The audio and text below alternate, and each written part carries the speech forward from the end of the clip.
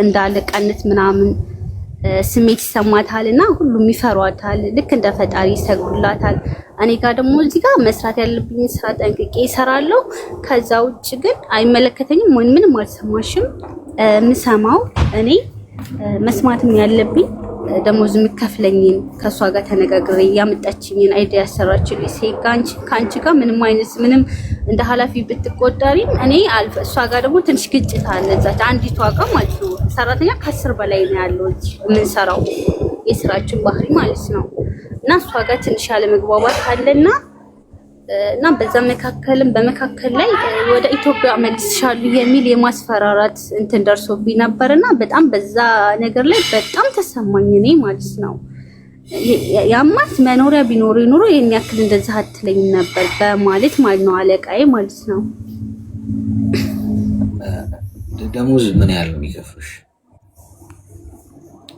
ደሞዝ አሁን ላይ በ1200 አመጣችኝ እስከ 1450 ብር ትሰጠኛለች። አሰሪ እረፍት አለሽ? እረፍት የለም ጭራሽ አይታሰብም። በቀን ስንት ሰዓት ትሰራላችሁ? ጧት 2 ሰዓት እንገባለን፣ ማታ 8 ሰዓት የምንወጣበት አለ። ከዛ በተረፈ የምናመሽበትም አለ። እንደ ስራው ነው፣ እንደ ገበያው ነው። ነጋዴ ነች። ሱቅ ነው አይደል? ሱቅ ነው አይደል? ሱቅ ነው።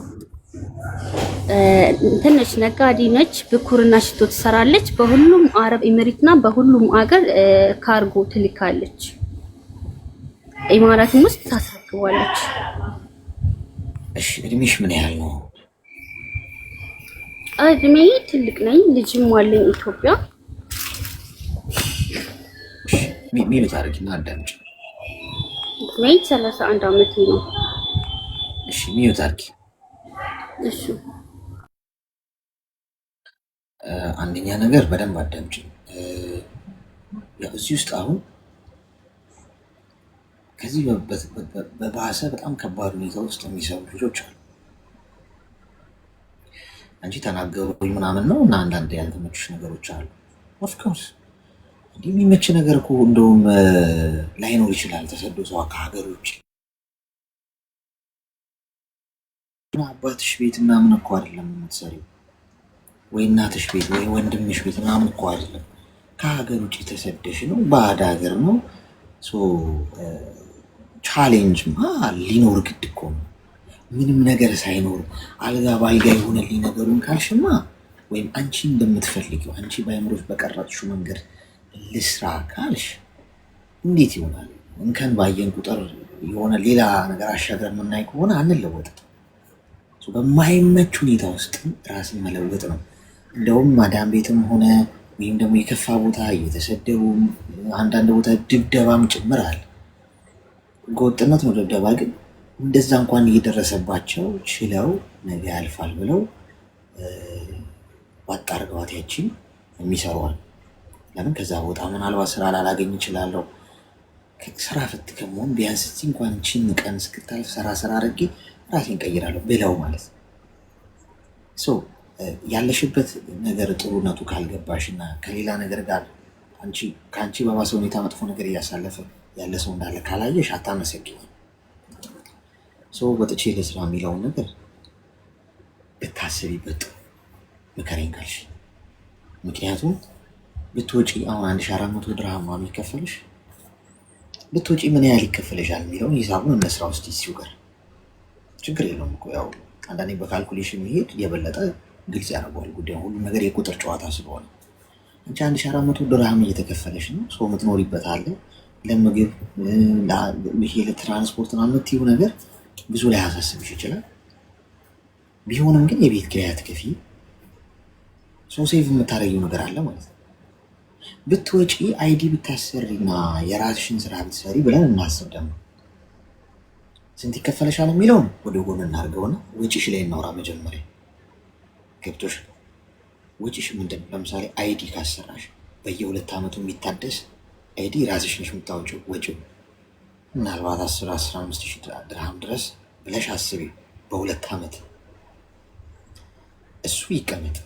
ለትራንስፖርት የምታወጪውን አስቢ በወር፣ ለምግብ ለአስቤዛ ለቤት ኪራይ፣ ይህ ሁሉ ወጪሽ ነው። ልብ በይ። ስለ ገቢሽ ገና አላወራንም።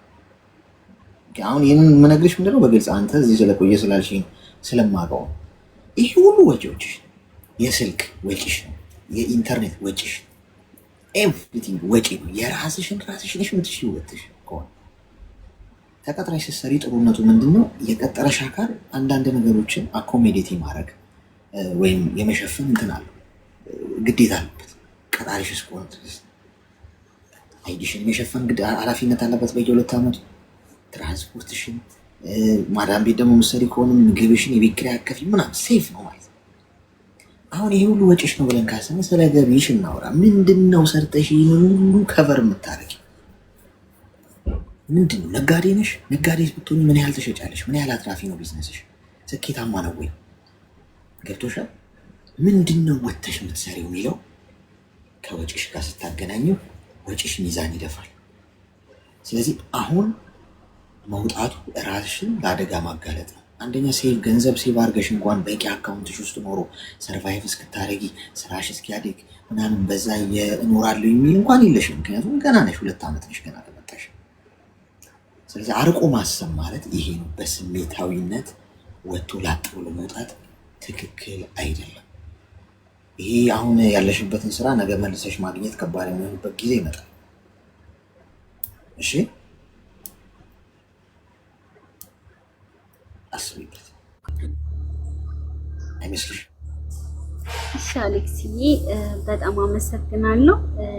ስለዚህ በዚህ ሁኔታ ልቀጥል ማለት ነው? በደንብ በደንብ። እሺ ወንድሜ።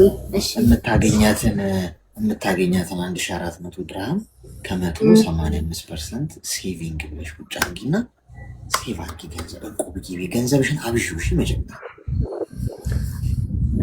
እሺ አባቴ በጣም አመሰግናለሁ። እጅግ በጣም አድርጌ አከብርሃለሁ። እድሜና ጤና ይስጥልኝ።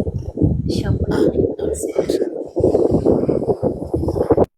ይህ ወጥቼ ልስራ የሚለው ግን ልክፍት ውጭ የወጡትን እያያችሁ ነው፣ ሲዘንጡ ምናምን፣ ቲክቶክ ላይ ቪዲዮ ሲሰሩ፣ በመኪና በባቡር ሲንሸራሸሩ ምናምን ነገር፣ ቆንጆ ቆንጆ ፎቶ ምናምን።